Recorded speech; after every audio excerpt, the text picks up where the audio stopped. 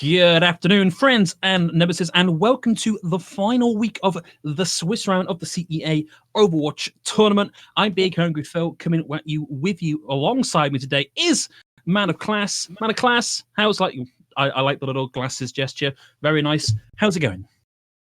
It's going pretty well, honestly. Yeah, I mean, in terms of me, myself personally, got some new Overwatch merch. It's looking pretty good. Nice chilling. If you go to their website, let's just do it. It's very good value for money, at least I would say so. But we're not, of course, here to do some Blizzard marketing. No, we're here to play some Overwatch with teams that are, from companies that do their own marketing. So let's focus on those instead. Chug versus the Dinosaur Party, and it is actually quite an important matchup today because either of these teams winning are still eligible for playoffs, but if they lose, they are definitely out. So actually something on the line here, Phil. Yeah, for what feels like the first time, very early on in the Swiss brackets, sure, every win counts. You've got to get the wins if you want to hit that top 16 rank. But like, you feel very detached from the actual stakes of this. Now that we're in the final week, Dinosaur Party or Blue Chug, they've got to get the win here, and then they've got to be hoping that some other people in other positions in the ladder take the L, so they move up into that top 16. So as you say, everything to play for here today, Classy. It's yeah, it's a lot on the line, and we've got again some interesting teams. We keep expecting, we keep thinking, oh, any day now we're going to hit that all 4.5k plus team. It ain't happening yet. Maybe there aren't any. Maybe this is what we're finding here. Definitely not. I mean, it is a nice spread of SR though today. Like, it's actually all over the place. You're going all the way down to 1400 up to 33, 3500 at some point. Like, it's actually quite a nice spread. So a lot of diversity in both of the teams, which can always lead to very interesting situations. We're going to start here on Nepal's Sanctum to be specifically. And yeah, I mean, I'm hoping for some environmentals here, Phil. Not going to lie. Even some Roadhog, some Lucio. It's all great. And maybe even some Orisa pools, but that is wishful thinking in this current meta. Well, you know, one of the things about having a mixed and low SR team is that very occasionally you just come across somebody who is sat nice and comfortably in the mid-teens as an Orisa one-trick. Looking at what we've currently got locked in here, though, doesn't seem like any of those are in the lobby today, and it's looking a little bit brawly in places here. Yeah, very much so. I mean, the Reinhardts are definitely not not a surprise to us. I mean, we see that coming out a lot in these type of SR lobbies, but we do see the Wrecking Ball and the Winston on the one side. Scrogs and Momman gotta figure that out. With the Pharmacy as well, this is a very mobile comp, hard to get on top of. Yeah, and they can do a lot with, well, environmental kills just like that. And normally you see that going the other way around with Lucia getting the environmental kill, but this time it's Sapimson up high, uncontested, raining in the rockets, firing the environmental kills. And if nobody puts a stop to him, he will take over this entire round. Well, there's Rowan living up to that, but didn't find the mercy. So Sapimson back into the fight, and it is now just Rowan alone on the point, and that's going to be the first flip going over to Dinosaur Party. Dinosaur Party, good start. Of course, straight away getting an environmental kill is always a good way to start off a fight, start off a game. And right now, they're also looking to be in a pretty good position. Actually, not a lot of people actually charging up quite a few ultimates. That fight went very boom or bust, so to speak. Not a lot of sustain coming out. And now they're engaging for the next one. I mean, they got to start building up something here on the other side. Well, it looks like we've got a little bit of a pincer movement going here. You can just hear a Tracer off behind Twice Crispy, pointing in some damage. Hasn't found too much just yet. In fact, there's Bobus now.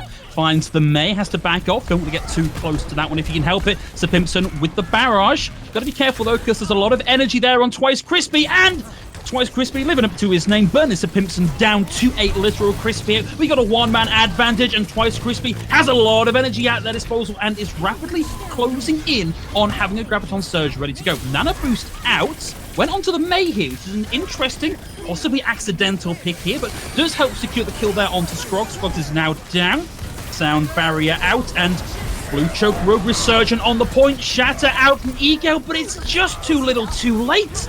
Blizzard, Minefield, Coalescence, Barrage, and no percentage gained for Blue Chug Rogue. Blue Chug Rug, such a shame. Twice Crispy was so high charged, and then that environmental kill comes out. Now they'll have Nissel die late. She's not going to be happy about that one. And yeah, honestly, it's not looking great for them right now. They are close to their Graviton and that Rip Tire. That can be an immense combination. But how are you going to hit a Graviton on enough people to make that tire worth it? Because they're so mobile on the other side. Dinosaur Party, no issue guiding away from anything. And that tire might even be shot before it reaches anybody. Husker dies early, though. It's a good start. That's a heck of a start. We've got the equalization potential here. Happy's going to throw in the tire, gets the double. Now, no DPS left on line here for Dinosaur Party. Suddenly, a big advantage for Blue Chug Rug. It's going to hit 99 to 0 before the flip comes through. I don't see a world in which Dinosaur Party win this back without something massive coming through. This is going to go down here. Marmon's still alive, and they will get the environmental kill onto Rowan. Momentarily, they're going to give over the point here, but they'll be coming back in big numbers very soon. It's really going to be on the back of Twice Crispy getting some kills there. The res comes out on Nissel, luckily. No. But it's all been about those tanks. Nice kill on the Crispy. No graph for you today, Phil.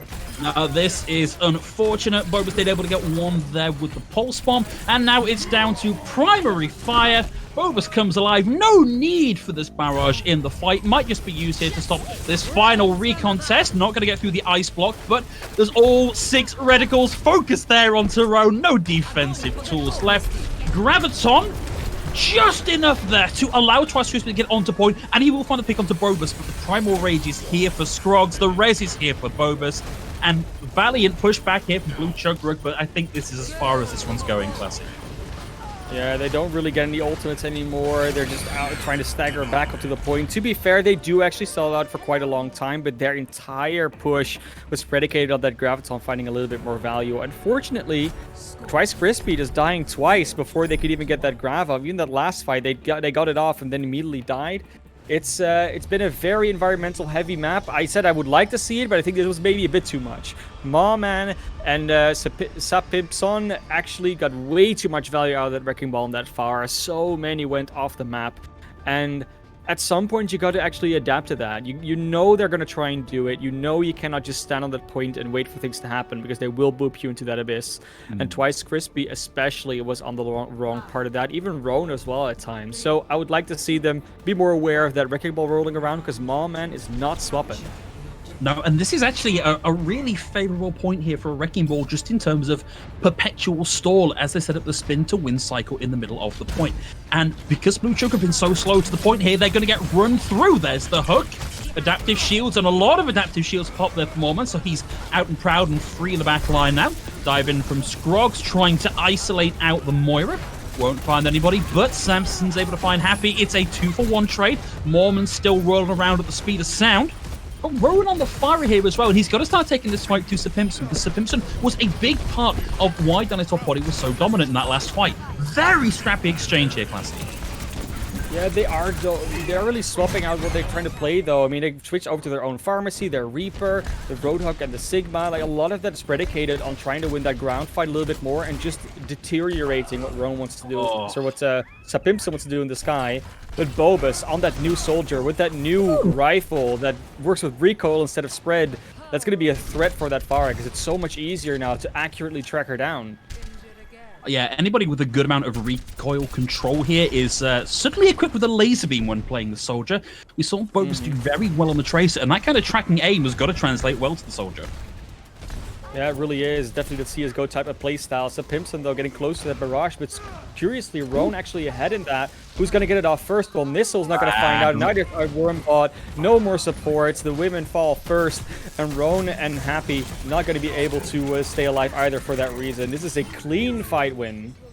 Yeah, I mean, look, not really an awful lot left to say about that one. The fact that Dinosaur Party did that without any ults says a lot about how well their composition is working for them. But this next push through, there are some ults available for Blue Chug Rug.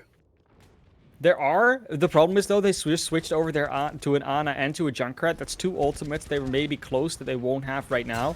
Roan and Ergala and Twice Crispy have to get the value, but Wormbot again goes down so early. These supports are not able to be kept alive. No, and with such a broadly comp here as well, you would think there'd be a little more protection available. Ooh, Scrogs takes a rock to the back of the head there, but kept alive by his team. Sapimson has the barrage ready to go. He's sneaking up behind Twice Crispy, right on top of his character model. Concussive Blast out the way, still holding on to the barrage here. A lot of damage potential coming through. Nistle's back in the fight, and Ergo is able to find one here. Sapimson is really holding on to this barrage until the final fractions of the fight come through. Big hook through from Ergale. There's the barrage out early from Roan. Sapimson works him down with one of his own, and it's a 2-for-1 exchange. It's 99-0, and Moorman is alive and doing his thing, spinning around the point. It's a big anti there onto Scrogs, and Ergale manages to take him out here. This is looking good for the flip. Yeah, it is. The minefield is out, though. Have to be a little bit careful. Mawman can just keep stalling and stalling and stalling. Hopefully finally going down, but still has the shields. That Wrecking Ball doesn't want to die, Phil. No, but Ergo's doing a great job here of just playing bouncer, buying time for his team to get the rest of the kills online whilst he stops that aggression coming in. And they have now got the flip. And he has definitely been the linchpin in this entire situation right now for the side of Blue Chug Rug. He needs to be able to keep this pressure on this Wrecking Ball up. Like, things like this, just delaying Mawman coming in, delaying him getting position. That's exactly what you want to see for Ergal. And that was this is brave from Scroggs. Dives in, gets slept, gets antied, gets whole hogged, gets his resurrection cancelled. Gale says, "Sorry, Sunshine, if your name's not on the list, you are not coming in." What a bouncer this guy is. Yeah, I mean, he does bring him in first. Like, he does let them show their ID. I think that's very nice. You know, making sure, like, hey, come here, show me your ID, and then just bounces them out. No, exactly. He's definitely, you know, abiding by the law, so to speak. He doesn't just say you can't come in. I like it. I like manners, you know, like following the rules to a T. They will have a tire, which was actually pretty big in the last round. He just didn't find a lot of value. It came in very late, but Happy's got it up now. They can actually use it proactively, and if they're able to get them some value out of that, it's another fight that should be easily going to their favor. Ooh, 2 down already. It's going to be down to Bobus here to really finish this out. There's the double from the Tag Visor. Who cares about the change to the spread when you've got an aimbot on board here? Gale, time to go home, buddy. The shift is over. Back to the front of the pub. 99 to 72. Don't see any chance of a contest here. And Dinosaur Party putting the first point on the board. Yeah, we're talking about that tire before the fight started, but never would I have thought that that Tag Visor would come in so big. I mean, we know that Soldier has been out of the meta for, I don't know, 5 years now. It's been a long time. So it's reasonable to think that, you know, you're not as prepared for a Soldier anymore. And Bobus has been playing a fairly good Soldier, you know, in the background. Didn't see a lot of it. Ergal deservedly gets the play of the game. But yeah, that Soldier change, I mean, it works out. And that Tag Visor, like you said, you don't need to worry about spread if you got an aimbot. The ammo has been improved. Yes, the damage went down a little bit, but when you've got the damage boost from Husker on you, who even cares anymore? You know, get so much extra damage. No one's able to run away because there wasn't really any protection aside from Sigma shields. It was all just coming together right there. It was a very nice ultimate to pull out there. Even in a 4v4 situation, it just helps with cleanup. That's what that ultimate is so good at doing. Yeah, and to be honest, when you're at 99 to, I think we've got to hit about 50 there for Blue Chug Rug, if you're Dinosaur Party, you can just afford to throw ultimates at that one, can't you? It's, you know, what do you lose? You win the fight, you don't get extra points just for having your ultimates left at the end. Definitely. And I mean, that was a problem for Happy, right? Had the tire already. I was talking about before the fights. Oh, the tire that has to be huge, has to find value. Couldn't even get that out because they're already taking so much damage before. And that was kind of the whole cadence of what happened overall in this entire game. Dinosaur Party always able to get a lot of early poke damage, a lot of early damage, whether they're attacking or defending. And Blue Chug Rug is not able to keep up with that. They're not able to do as much damage back. They're not able to heal the damage up as efficiently. And if that goes on in further maps, I know this is more of a chaotic map type, which we always say, that's still a trend that will just lose you maps overall. So Dinosaur Party looking very good right now, but we've seen this in the past few weeks, Phil. We can never count teams out. Even when they're 2-0 down, they just reverse sweep sometimes. Yeah, just pull up that Uno no you reverso card. I do wonder how much of this previous round was down to the fact that Blue Chug Rug were running a very like defense-oriented composition. Like they didn't really have any big engage tools, whereas Dinosaur Party, that was pretty much all they were doing. Like the Wrecking Ball and the Winston go in hard, cause chaos, everybody else gets frags on the back of that. And if you are permanently trying to make this defensive comp run into an offensive style, it can be very difficult to make that work. It really is. I mean, you're waiting for them to come to you. You're trying to then find the value with a Roadhog, with a Fire, with a Reaper, with a Junkrat, you know, a lot of different types of heroes that work at a mid to close range, but not really from far away. And at that point, you just need to be able to avoid and mitigate damage coming in. And Sigma and Roadhog aren't amazing at that. Sigma more than Roadhog if he can place his barriers right, but Roadhog will just sponge up damage over and over and doesn't really have a lot of tools to protect the rest of their teammates. You'd rather think of like a D.Va, maybe even a Zarya in those moments that have the defense matrix, the bubbles, that can do that a bit more in terms of off tanks. And obviously Reinhardt and Winston have bigger barriers, Orisa even. So there were a lot of other choices that it didn't go for, but with Ergal playing on the Roadhog like he was, I understand why you play the Roadhog. Twice Crispy has been a bit more of a question mark, both on the Zarya and the Sigma. Didn't seem to get a lot of value. Every time they almost got rolling, and then they got rolled. It's really annoying to see if you're one of those players like, oh, I just cannot get anything done right now. Yeah. And I hope Twice Crispy is able to find their rhythm. I would have liked to have seen kind of the Oh, the Washington Justice style coming out here from Blue Chug. Keep Gale on the Roadhog, give Twice Crispy the Zarya back, and just go for that generating high charge, getting picks style of brawling gameplay that Justice made work so well.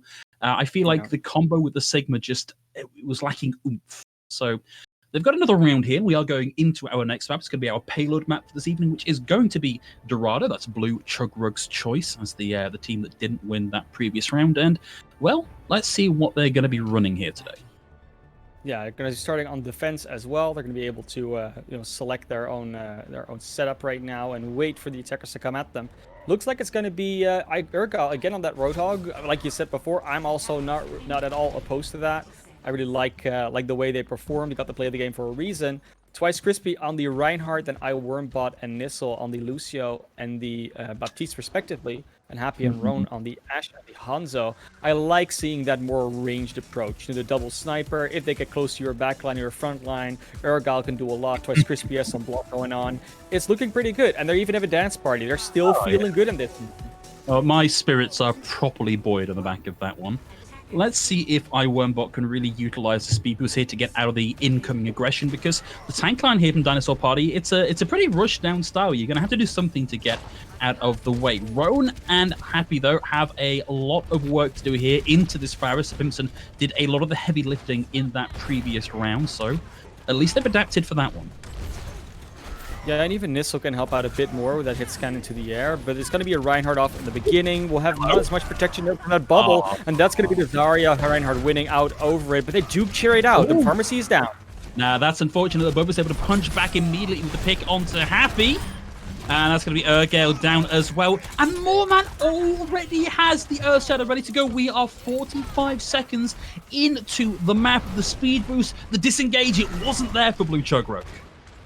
It was so unfortunate as well because Twice Crispy doesn't have that same amount of protection in terms of bubble, in terms of both the Ana and the Moira. They do so much healing. It was a Mercy before, but it still helps out. And now Roan is early. Pharmacy is going to be free in the sky. There we go. It was almost a really good block there, but unfortunately Twice Crispy jumped up into the air and the Shatter just crept in under the shield. No kills on the back of that just yet. Nissel's now got the amplification matrix online, but I can't see where anybody can fire through that to find value. Still got Urgale alive on the point, almost in possession of that whole hog and ready to go, but doesn't need it just yet. There's a big anti in over the top from Husker, away off into the back line, and they see the marker, they see the purple paint, and they know exactly who to target on the back of it. Yeah, they're really so far ahead right now already. 4 minutes 47, and the payload's already unlocked on point A. Gonna keep walking forward, have the ultimates to spare. Only Mawman not having that shatter. He only used that one ult to win that fight. And now they're gonna be in trouble still if you're Blue Chug Rug. Twice Crispy so far forward, but they get that kill on the Sapimsa. That's a good start. Roan now a little bit easier, has more long-range approaches. This far is gonna have the tougher time working out. Man, Urgale was trying so hard there, but Scroggs got the bubble in, kept him alive. Sound barrier now out from Twice Crispy. He can close the distance. He's got a bit of space to go aggressive, and aggressive is what he's got. It's a deep charge into the back line, but Sir Pimpson with a pinpoint rocket knocks him out of the fight. 1 for 1, tank for tank as Urgale pops the whole hog. But without the Reinhardt there, there's nothing to stop Boba's free firing into them. That really feels like a desperately aggressive play. We're like, oh, we finally got something going for us. Let's just push all the way.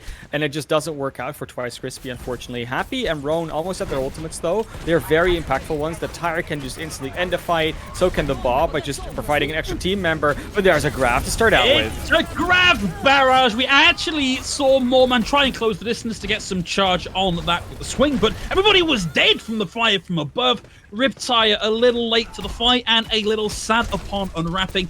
Nothing out of that one, and we're seeing staggers coming through now as Dinosaur Party close the distance. Yeah, Urgal's still alive though. That anti-nade's doing so much. That's from Husker has been great. Mawman might lose their life here. Even the charge doesn't hit. It is honestly just everything is going their way right now for Dinosaur Party. They're looking in such a good spirit, such a good place, and they still have ultimates to work with. They just have to use 1 or 2 every single time. But like I said, Husker switching to that Ana, that's really the big storyline, because look at those anti-nades. Yeah, these have been massive. Husker will actually go down there, but Twice Crispy dives too deep. Bob out from Roan here. Didn't quite see where that landed, but I don't think it's doing too much. All of that just going into Moorman's shield. So at the very least, there's not going to be much shield left for Moorman, but he gets the shatter down. Around the corner, there's a Mercy on the ground, but I1bot gets out of the way here and managed the res onto Blue Chug star player. Ergale is still alive and in the fight, and he is closing in on having another whole hog here. But now they've got to run. They've got to run because the Coalescence is out. What a hook from Moorman! Immortality Field out now as well. Amplification Matrix out as well. But it comes in at a weird angle, and it means that Ergale can't get all the damage through it that he wanted. Happy has another Rip Tire. It's away on the high ground. It's coming in over the top. It's looking for anybody, but all it finds the Focus Fire from Bobus. Ergale's going to get one here as well. Roan backing away here with the primary fire, and Dinosaur Party are still pushing in, Classy. And they still have so many ultimates. It's a nice skill in the Skrark there that will actually be able to delay the fight. As I say, that Happy, of course, goes down because Bobus has taken over the high ground. Roan needs to be able to contest that. Maybe the rest can come in. Looks like it. So they delayed the fight, but they never really won it. I think that's their problem right now. Blue Chug, they aren't winning fights. They're sort of delaying fights, and they're using so many ultimates to do it. The Dinosaur Party now comes in. They'll have 4 at the ready, and Mom and Clever Fire won't take long to charge theirs. No, but we're looking at the avoided special potentially. We've got Nanoboost, we've got Barrage, we've even got the Graviton Surge to make it that little bit easier. And now one of the big abilities, the contests of Simpson, is now gone. Roan is out of the fight. There's the grab. There's the Barrage with the Nanoboost in over the top. Wormbot down, and for good measure, Bobus with the tactical visor finds Ergale and Happy, and that's got to be it. Surely we might get a bit of a contest here, but I don't see it lasting long. Shatter online for Moorman. He's playing by Spawn. That's it. No one's through. And a Shatter at the back end of the round just for good measure. It was just a dominant showing from Dinosaur Party all round. There was really nothing that came out of Blue Chug that gave me a lot of hope. Every now and then they had that moment, right? There was a moment on point B where you had that shatter come out from Twice Crispy, which actually good shatter. They got follow-up there. But then they feel the need to use that sound barrier from iWormbot. And then Twice Crispy thinks, oh, I'm going to even go further forward. And they use another ultimate in Ergale's whole hog. And all those overinvestment of the ultimates, they had won that fight. They were fine. They didn't need to invest more. They didn't need to go deep. And then afterwards, the momentum they had just stopped just gets started up again. And the ultimate investment is really what that comes down to right now. Because Dinosaur Party, they oftentimes don't even need to invest ultimates. Because that anti-nade from Husker is just being so valuable. It's such a almost stupidly strong ability when you think of how powerful healing is. In Overwatch, the ability to, on a relatively short cooldown, just completely yoink that ability from the other team is really not to be underestimated. And Husker has been doing such a good job of landing those. You're quite right to bring that out, Classy. Yeah, it's very crucial as well to play against Roadhogs. Roadhogs that get slept, that get anti-naded. If you cannot use a take a breather, if you cannot get the value out of your hooks, which both those abilities really deny a lot of, then the Roadhog loses about 80% of their value. So Ergale now goes over to the Reinhardt, Twice Crispy on the Sigma, and Phil, if my eyes don't deceive me, it's going to be a Bastion strat. Not full Pirate Chip, there's no Orisa, but the Sills are still a-flying. Yeah, I would have liked to have seen the Orisa there in place of the Sigma.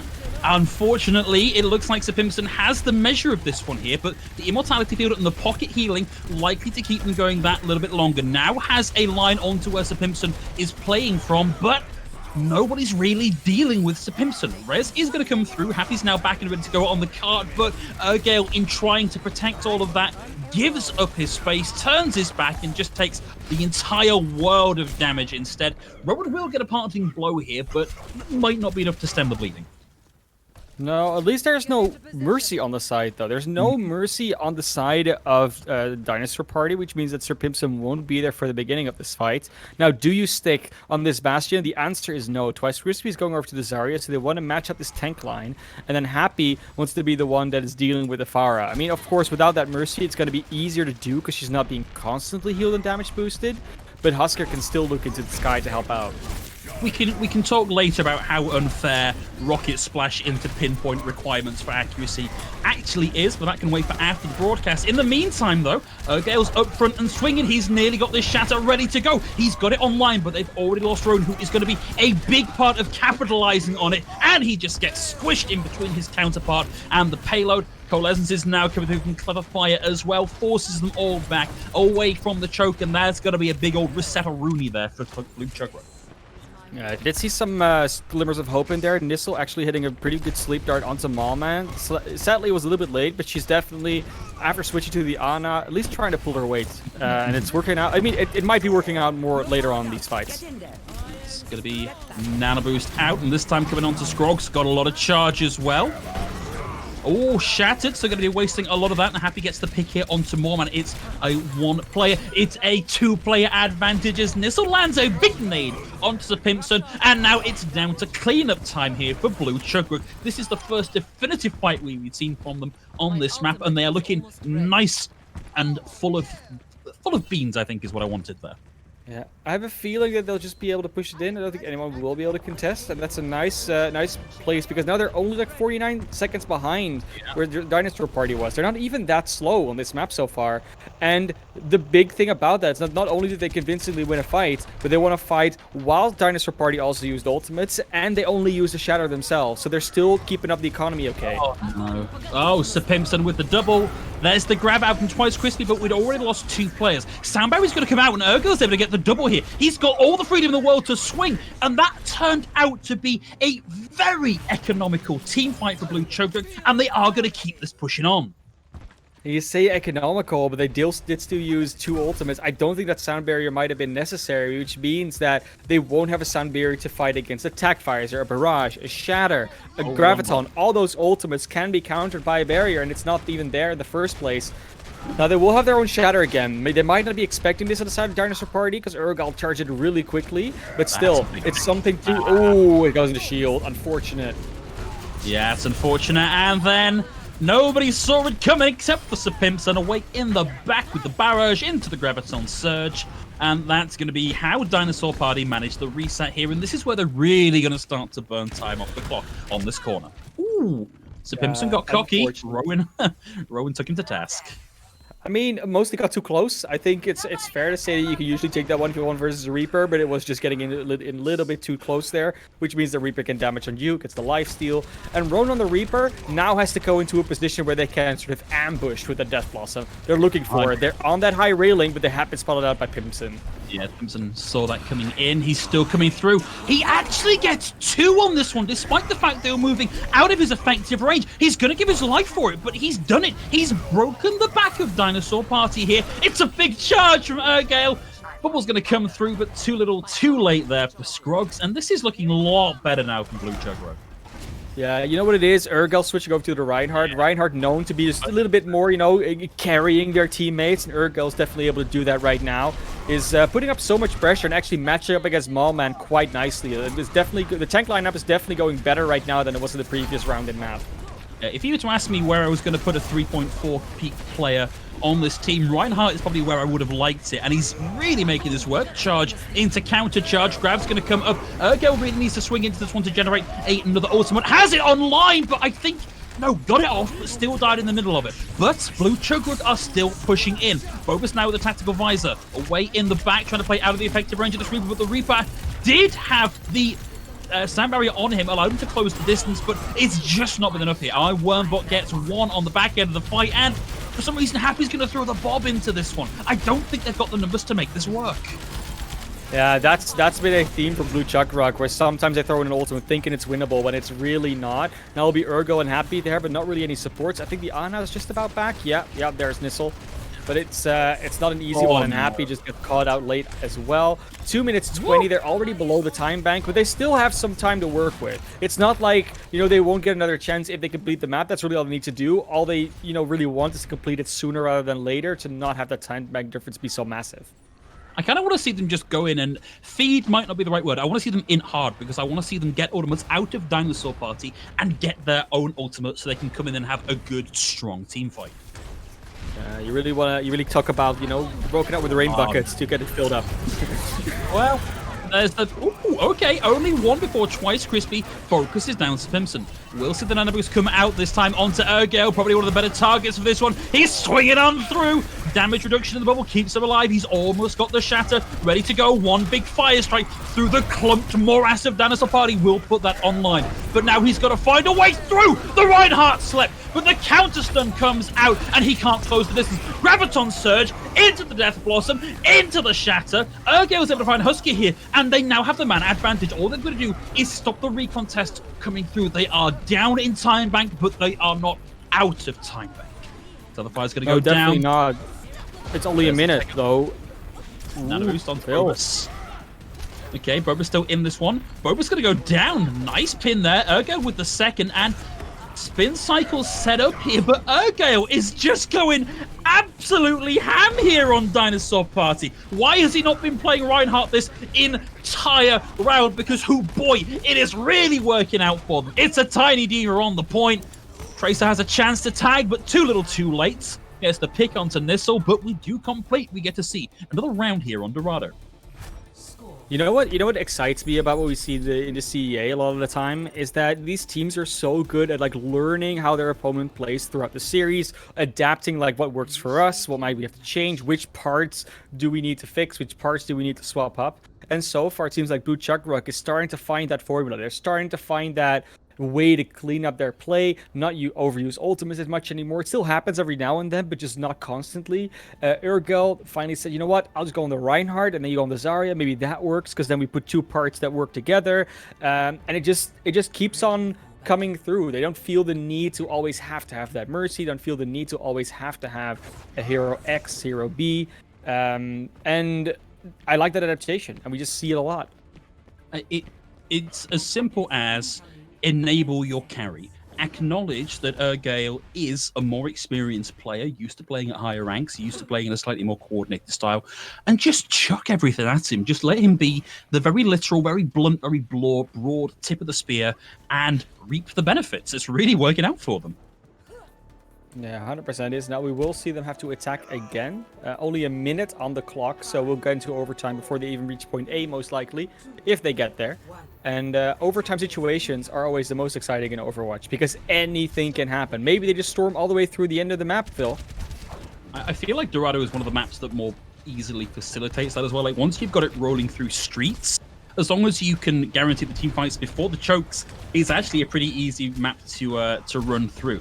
So Pimpson looks like they're taking an angle away into the back, has spotted out the supports, but good peel for Wormbot and Nissel there, and Twice Crispy gets the opening frag. There's no Mercy available, and now Sir Pimpson is down as well, so this is a reinvigorated looking Blue Chug.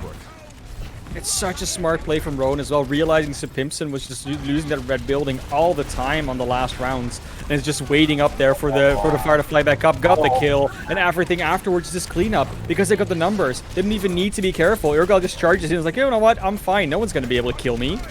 There is something visceral about that high charge Zarya's sound effect, and Twice Crispy is letting me have it in both ears at the same time. I absolutely love it. Completely on fire here. They may have lost Ergale, but they are easily winning this fight. Nano boost onto the Reaper. Rowan cleaves the path through Moorman, and Dinosaur Party have to back out here. Well, I'm a little bit disappointed by that nano boost. I mean, I said how much they had cleaned up their play and how well they were doing. This is one of those moments where you really didn't need it. You're already in overtime. It's not like this round's going to end if you don't use it. You're definitely winning that fight. So that's a bit unfortunate, but I'm sure that Nissel just looks back at that and says, you know what, at least we won it. So at least we ensured it, and sometimes that's enough. And they still have an ultimate advantage going into this, but Mawman has the shatter advantage. Urgel needs to be careful.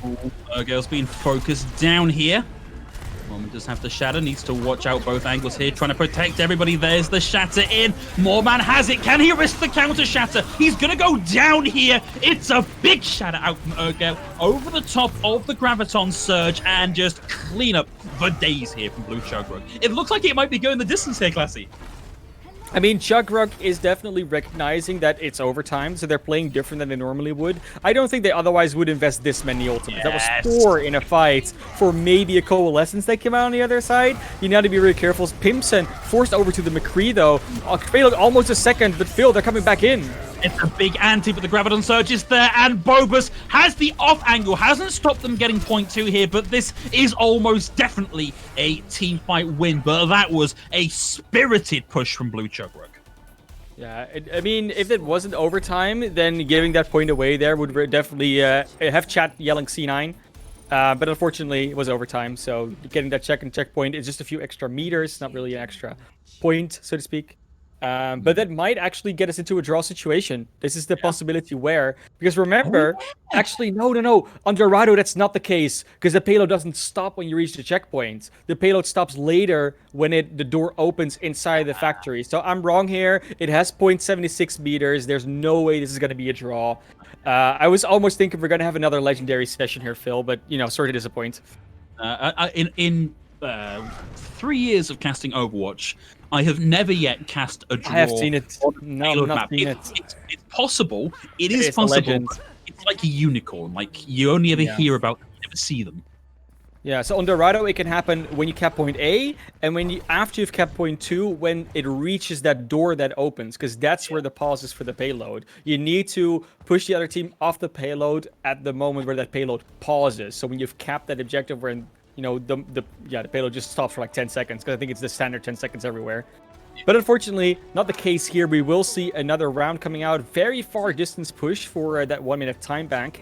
And they're actually in a good place to potentially push this back. And it does feel like Dinosaur Party are the ones that have to adapt now. Because they cannot play that far anymore. Bobus and Sapimpson switching over to the Tracer and the Soldier now. So Sapimpson now taking it up. And Bobus on the Tracer, we saw it for the stall. Haven't really seen it that much out everywhere else. So I'm very curious to see what's going to happen with their Tracer play. Well, Roan gives up the high ground, tries to get the gank on that one, won't find it, and has to get out with Wraith Walk. There's a lot of pressure being put onto Blue Chogrick here, and Bobus is in the back, looking to get the work over onto the Ana. Can't find it, retreats to the safety of the team, but there's going to be where the first brick is taken out of the wall. But iWormbot, momentarily with some mortar at hand, replaces the brick, and Urgale is back into the fight, giving up their life in the process. Nice aggressive hold here at the choke from Blue Chugbrug, but with one support player down, it gets a lot harder to keep that going, and the momentum now starting to build for Dinosaur Party. Moorman nearly in possession of the Shatter, ready to go. It's a nano onto what looks to be a high charge, twice crispy, but it's just twice crispy left on the points, and that's not going to be enough. Okay, it's about 1 minute down. First point's going to be captured pretty soon. There's not really a lot of contesting can come in, but at least you stalled some timeout. You still have the entire street space to work with, and you have built up quite a bit of ult charge, especially those tanks looking very healthy in terms of ult charge. Unfortunately, Nissel did once again use that nano in a situation that felt a bit risky, and they didn't get the reward for it. But apparently they're building them quickly, because they still are very far ahead in Husker in terms of that. Simpson's just about ready, just about ready to eat a face full of fire straight, but just about ready with the tactical visor, and Bobus finds the backline, assassinate onto iWormbot, probably one of the more valuable targets. Big Shadow hits 5 out of the remaining members. Ego now looking to swing through, but so much damage available from Scrox. It's a Reinhardt for Reinhardt trade. Sound barrier out now for Dinosaur Party, enabling Sapimpson to get in and just free fire without a care in the world. But again, that's ultimates being tagged out. It's a sound barrier gone, which means you have a lot of their sustain tool gone when you try to use a grab, a death blossom, a bob. You even got the attack visor out, which means you don't have to be as worried about Soldier being on a weird flank with that. It is getting close now. It's the last fight territory, but with 15 seconds, that was going to happen anyways. So no one's going to worry. The ult advantage is there for Dinosaur Party, but that sustain tool missing could be the key to winning this fight for Blue Chugrug. Scrox is in a position to actually keep them off the point. The grab doesn't keep them off the point. It's a black hole. There's the self-destruct. There's the pulse bomb in over the top. And unfortunately, we have lost connection to the game server. Oh, man. We will never know what happened, Phil. They might still be fighting. Was that us? Was that the entire game? That might have been... Oh, we'll see. Well, I mean, no one... I don't really know. Will they have to replay the map if that happens? Someone's going to get the rulebook out for this one. Yeah. Because that really could have gone either way at that point. I actually don't think that Graviton Surge, keep calling it self-destruct, Pulse Bomb combo really found too much. So, no, it didn't. It definitely didn't. But then, because both areas graphed, so they were both stuck in a Graviton, and then there were bubbles in the way, shields in the way, so the Pulse Bomb didn't really get anything. I think the kills went in the way of the Dinosaur Party, but we're just going to take a very quick break just to get everything back in the lobby, and then we'll get you the answer that you're definitely looking for, because I know we're looking for them. So we'll be right back.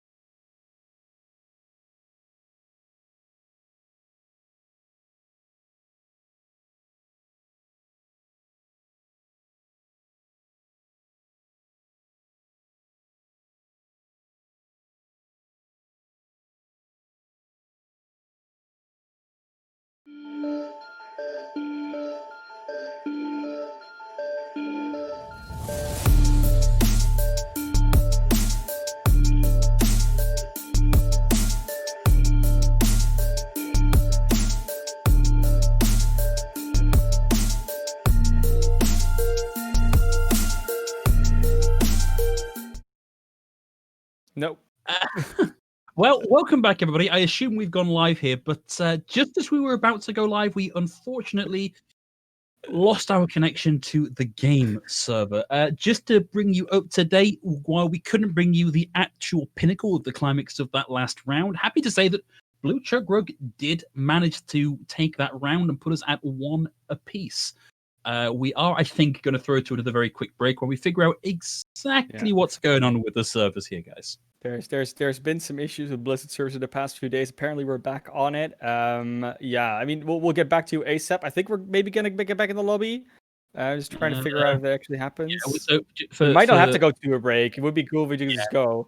I mean, be a break. Just to talk a little bit about what happened, right, with the last fight. So what we didn't see it, but we got the comment back from the people that were Pulse that was still in our game manager was still in the lobby, and it was like, you know what, it was a beautiful play. A nano Death Blossom came out, combination of course from Rona and that would have been Nissel then on the Ana. So, they managed to figure it out. They were, of course, clutching 2 graphs. Everything was very close together. And then that comes out. They push him off the card in that overtime and managed to tie it up 1-1. So it is a 1-1 series. There's definitely at least 2 more maps to be played. But yeah, we'll see if that game can actually be played, because we have some server issues. We're going to a break. We'll be right back with probably good news. But, you never know. We'll see. Wish us luck, guys.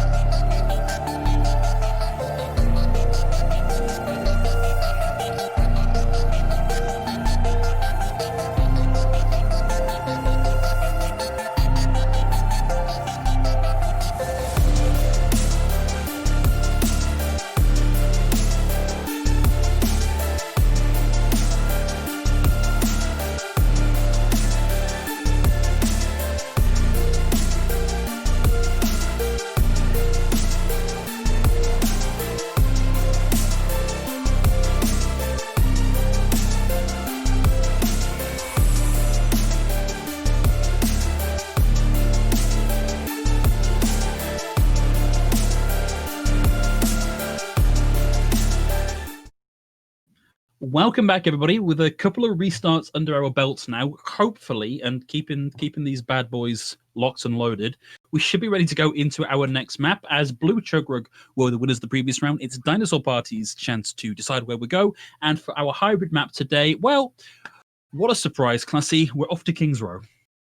You know what? I'm not even mad about it anymore, because I've been loving seeing this Reinhardt Zarya matchup between these teams. And if you're going to do it anywhere, it's going to be on King's Row. So the one thing I do want to see from Dinosaur Party, because I just lost that map, of course, is trying to switch something up on their DPS lineup. Because all they've been playing is Tracer, Soldier, and Pharah. There hasn't really been much else that they've been doing. And I wonder whether that's a flexibility issue, or whether they just think, that's our comfort comp. That's what we always play. So we've been winning the first map with it. We did very well on the second map for a while. Why would we switch that? And maybe on King's Row, especially the Tracer Soldier, just doesn't feel quite as at home. There's more of a linear style. The barriers block a lot more. It's hard to find the off angles. So I hope that maybe they stick with the Pharah, but we might see something like a Reaper or a May come in, something like a Sombra potentially even to get past things. There's a lot of options there. But for now, we're going to see, again, Blue Chug starting on the defense, and they're not switching up what they just won with. And that's logical. I mean, Roan was doing great on the Reaper. Happy on the Ashe was just, putting out the damage in the background. You maybe not see them kill feed as much, but they help out with those tank kills. I Wormbot damage boosting everything. Nissel getting a very quick nano charges because of the controlled damage that Urga and Twice Crispy are able to take. It's just a lineup that works very well together in terms of what the composition is, but also the players seem to be working in tandem for it. So I'm all happy about that. And again, I think that's it is on Dinosaur Party right now to make some switches to actually figure out how to work against this. Yeah, completely, because right now, Blue Chug in that previous round definitely had Dinosaur Party's number. There's no swap-ups here on the DPS just yet for Dinosaur Party. It will be the Farah Tracer coming through. And with this Brawl style of tank lineup, I don't know how much I like that. Early bubble out onto Roan, has to then Wraith walk away just to keep himself in the fight. Ooh, rotates around the corner and finds an entire world of pain coming his direction. It's going to be Husker that finds to pick onto that one. Rez his Clever Fire back into the fights. And, well, this is looking like point A is kind of over and done with here. Yeah, definitely is. Nissel staying alive way longer than you might expect her to be.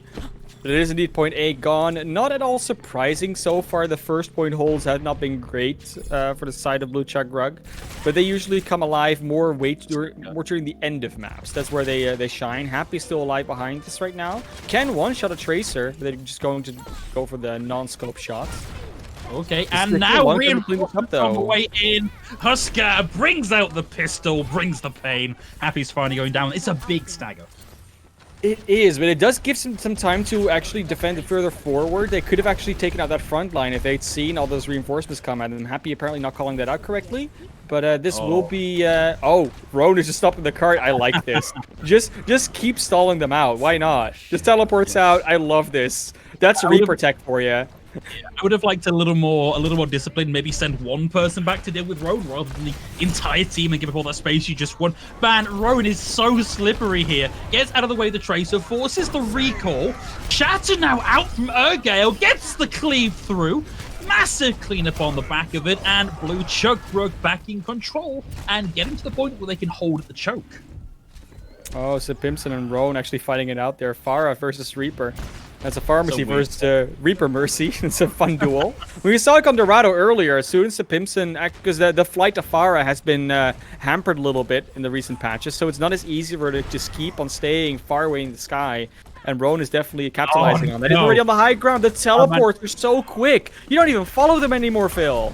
Man, you got to be careful that you don't want to challenge Husker. Husker has already brought out the pistol a few times and found the picks on this one. Now, Blue Chug are going to have to start to back out a little bit here. They're a man down for now. Roan is about to get that online. It's a big shatter. Urgale and Twice Crispy going to hit the ground. Roan with the Death Blossom finds a big, fat 0 kills. Too much in his way. And Dinosaur Party are the one with the ultimate at their back. Pulse Bomb on its own found both supports. We'll see the shatter coming through. The Urgale finds one, but too little, too late, and Dinosaur Party back in control of the payload.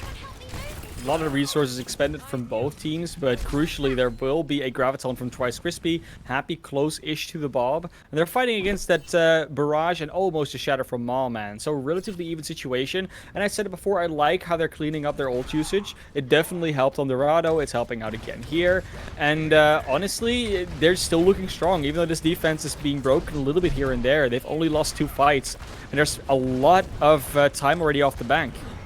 And Sir Pimpson's doing a really good job here of just providing the pressure. They have to know that the barrage is online. And just by taking dangerous angles, you can make them think about where they're going to go. Graviton Surge comes out. There's no kills on the back of that one. Moreman gets the shatter off. It's Twice Crispy on the ground, pinned into the wall, smashed into a pile of Russian jam, brought back into the fight by Wormbot, but too little too late here on this one as Moreman's able to find kills. Urgale going to go down, Nissel down, Sir Pimpson res back into the fight. Scruggs getting all the charge in the world off that bubble.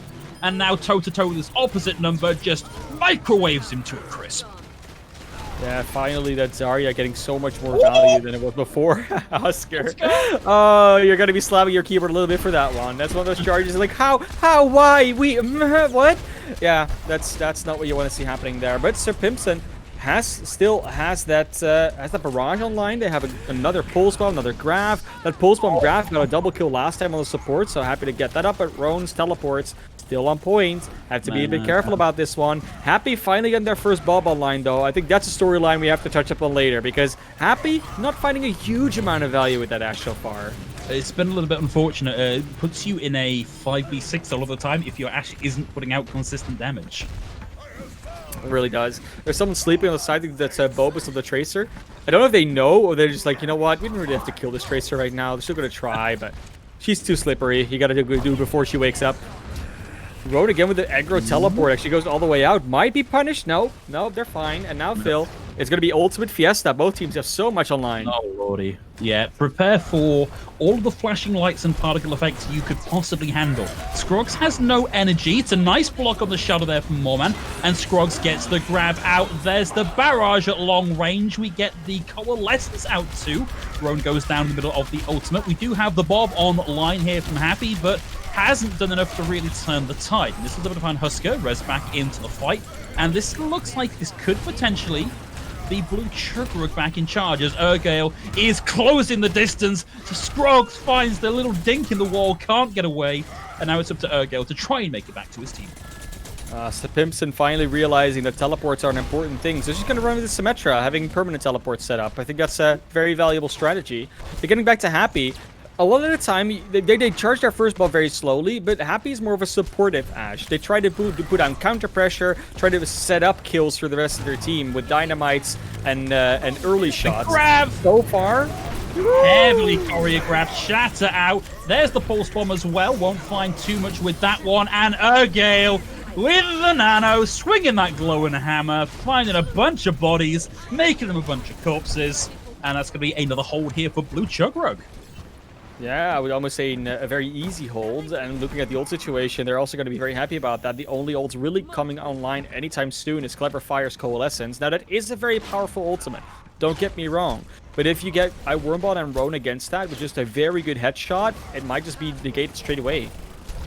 Rowan is doing a lot of firing from the high ground here. Really, you want to see him jump down, get an assassination, and get out again rather than just this consistent chip damage. Is at least getting relatively close to having that ultimate online. He actually did a lot of damage on the way in there. That's going to slow down both of the supports. Now for Dinosaur Party. Rowan's on the hunt, finds one. Twice Crispy's going to get purple here.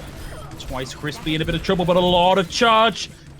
Not much shield health, not much HP available for Husker. Has to back away to the waiting safety of the Reinhardts.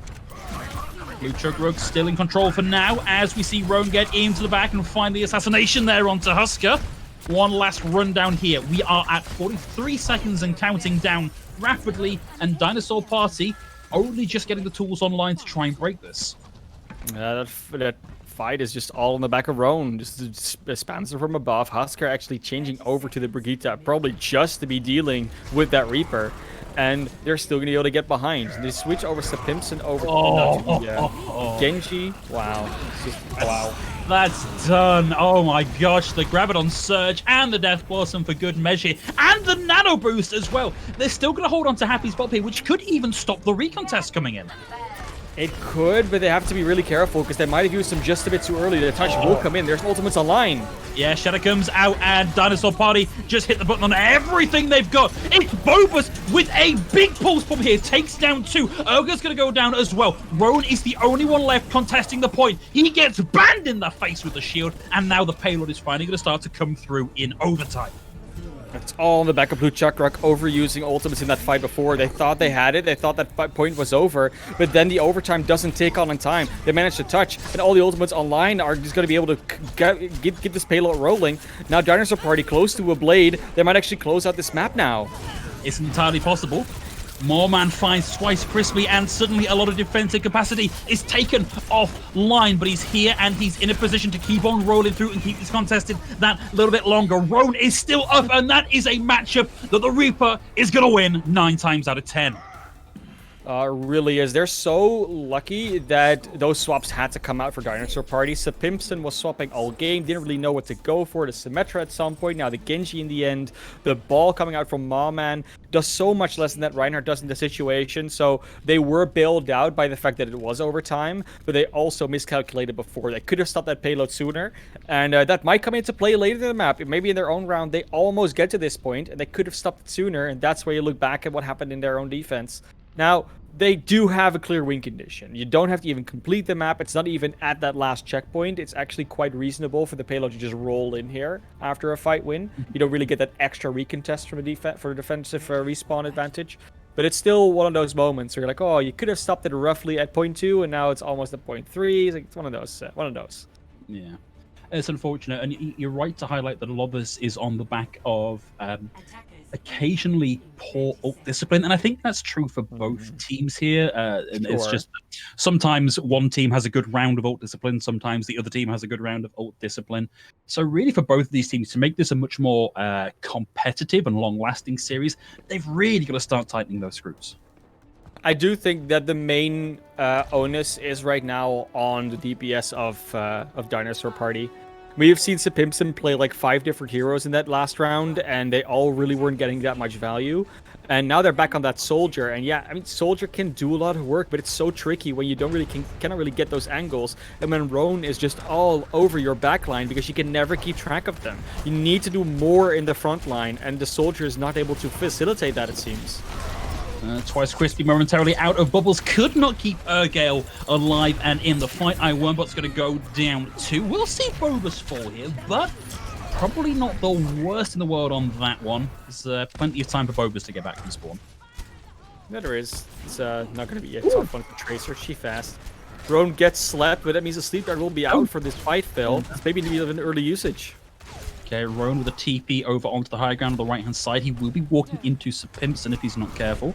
Keeps the high ground for now. He's looking for someone to get close and get the drop down. No, he is going to close the distance. He's Wraith walked away into Sapimson and just one-shots him right in the dome. But in the meantime, down on the ground floor, Urgale's going to go down. Somehow res back in. Roan with his second nap on the point of the map so far today. Focused down, and Blue Chug once more pedaling their way backwards. Ooh, it's a big rundown. Phobos able to find Roan. Almost got Scrogged in that one as well. Sorry, not Scrogged, Twice Crispy. Nice charge on Mawman though. That might open up the point because Strog is now under a lot of pressure. Both tanks under so much trouble, but the Transcendence comes out. That does mean it's going to be a free Transcendence from Twice Crispy. Yeah, we've got the Nano Boost out nice and early from Roan. He has the Orb of Discord on him, and, well, on the back of that, we just get a nice swing through here from Blue Chug. Nothing really left that Dinosaur Party can do. It's going to be down to Bobus to try and stall this out as long as they can, but I don't think that enough to secure a recontest.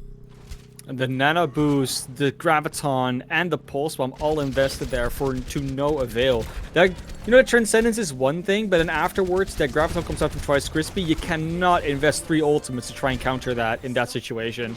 That was definitely ult, well, not the opposite of ult cupidity coming out there for Dinosaur Party. Will coming in with a lot of ultimates of their own. Blue Chug should be able to get a lot of momentum for this one. And they already had one pick coming into this. Roan had gone down. They are going to lose Twice Crispy here as well.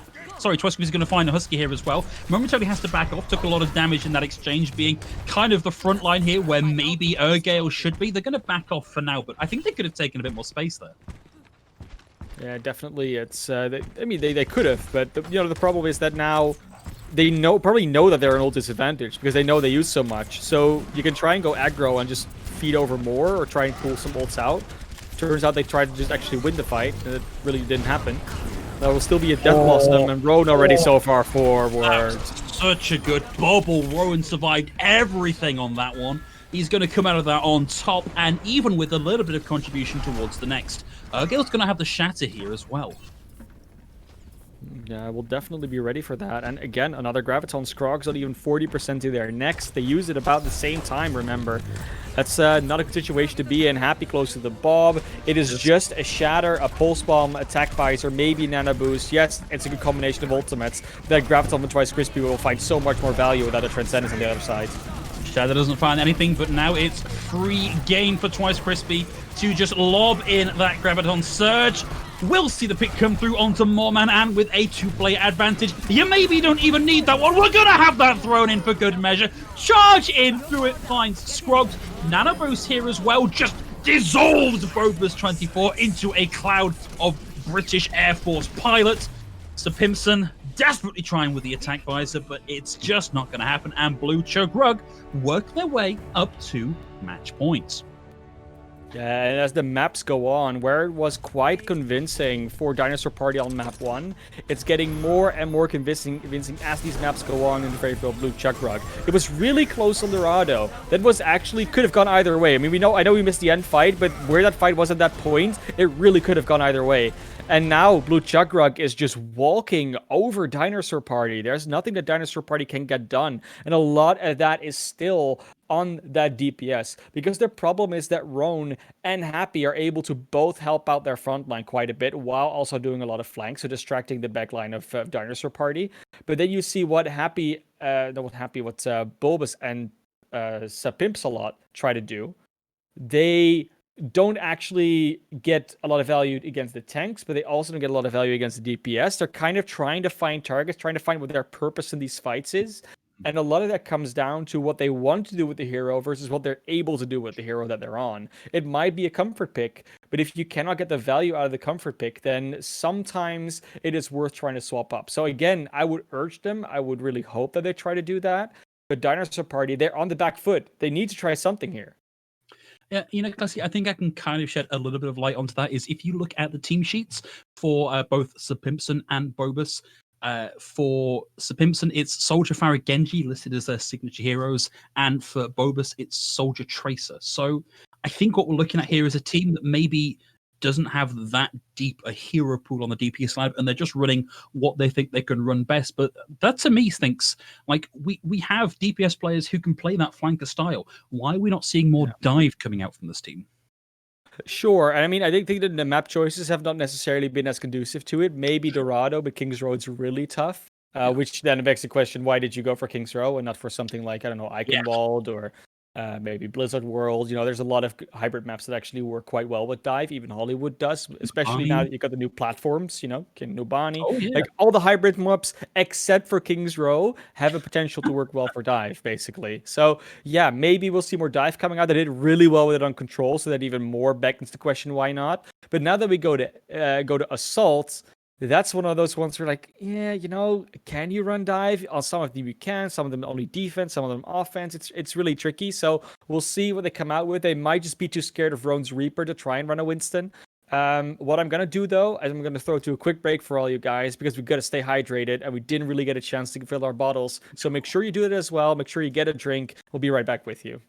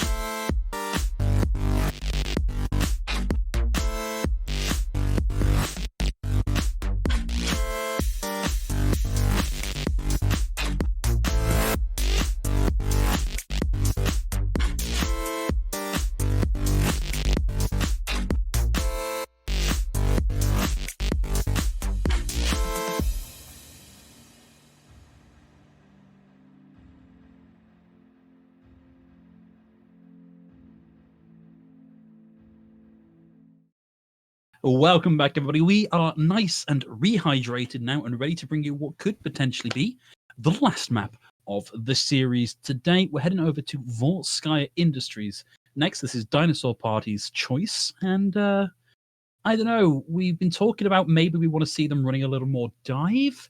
Volskaya is a map that can support that, but I do think it's a lot harder to make that work. It requires a lot of coordination on Volskaya. It does, but then again, we've also seen how much the coordination of Blue Chug might fall apart if you try and pull them apart as a team. So we'll see if that maybe starts to play a role as well, because it's also very different to play against Dive in this situation. We will see Blue Chug start on the defense though, so it would have to be an offensive dive, and we do see it come more out on the defense on this map. But still, it's a possibility, something we both advocated for. The one map that I would not have been happy them going to was going to be Hanamura, because it doesn't play as much into dive. But both Volskaya and Anubis are very conducive to it. And we do indeed right now in attacker spawns see them charge up with it. So that is exciting. But let's first see what they're doing on the defense. Actually, Phil, we don't have to really talk about that, because it's the same thing they've been doing the last two maps. It's been working. There's no reason to fix it, because it's not broken. Or maybe it is broken, but not in the wrong way. Yeah, it's relatively close to being like almost the meta comp that we were seeing in Overwatch League towards the end. Sure. You'd maybe have a Sombra in there. Occasionally, you'd see the Zen over instead of an Ana. But yeah, this works. It's got a lot of nice synergy. I don't know why you wouldn't run this on Dinosaur Party. Is this actually coming out on the Mayo? Yeah, I mean, the reason why you wouldn't run it is because dive is technically better if you can just disable the Reinhardt from doing anything by never giving him an opportunity to swing. But yeah, no, definitely right now in this match, it does seem like it's the better choice. We will see the may come out from Simpson that gives him free entry, and it actually blocks off Urgal, and Roan is very low as well. I wish we had another angle on that, because it looked like it was just flying up and up and up into the corner, over the ice wall, and Twice Crispy, whilst they all focus on that, just burns them all to a crisp. What madness was that? That is excellent bubble play and great support coming out there for the defense. Honestly, the bubble on Urgal and then the support from Missile and Wormbot onto Roan and Urgal respectively just allows Twice Crispy to get a lot of charge and beam people down. Together with Roan, who was pumping a lot of shots, is now very aggressively already behind. They didn't even notice that the Reaper is here. Oh, this is rough. He used his Wraith.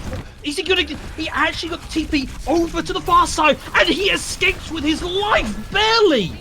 The teleports from this guy have been phenomenal all game, frankly. We will see the shadow come out from Urgal. They already lose Happy here, and we'll see another couple of picks. Urgal and Wormbot both down now. Twice Crispy might have the charge, but he does not have the teammates. It's them and Nissel alone on the point, and Twice Crispy, a valiant effort, my friend, but this has got to be Dinosaur Party taking point out.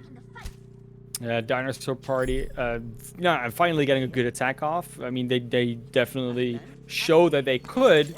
It's interesting, though. I feel like they've been playing this composition relatively brawly, not really as a dive, so they've been very clumped up.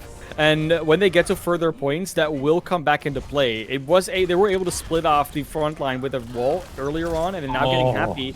But the more they get in close, the more harder it's going to be to keep this working. That was such a good dive from Scroggs, though. We'll see the sleep momentarily onto Moorman. Scroggs now has the Primal Rage ready to go. Will, of course, have a bit of support there from the rest of his team to keep him alive in that. Scroggs still up. They're going to lose Husky here. Nanoboost is now out from this to try and keep Urgal alive on the point. He dies in the middle of the Earth Shatter. Sound barrier out now. That's going to keep Dinosaur Party alive and nice and healthy. Twice Crispy takes themselves out of the fight. We've already got 2 ticks capped here. Urgal rezzed back in. Pulse Bomb just kind of yeeted into the middle of that, hoping for the best. Another Death Blossom out. Most of that eaten up by Moorman here, but Moorman themselves now low and now demeched. Blue Chug starting to get the kills on their side, and that is going to be the hold, but they did give over 2 entire ticks on 1 push.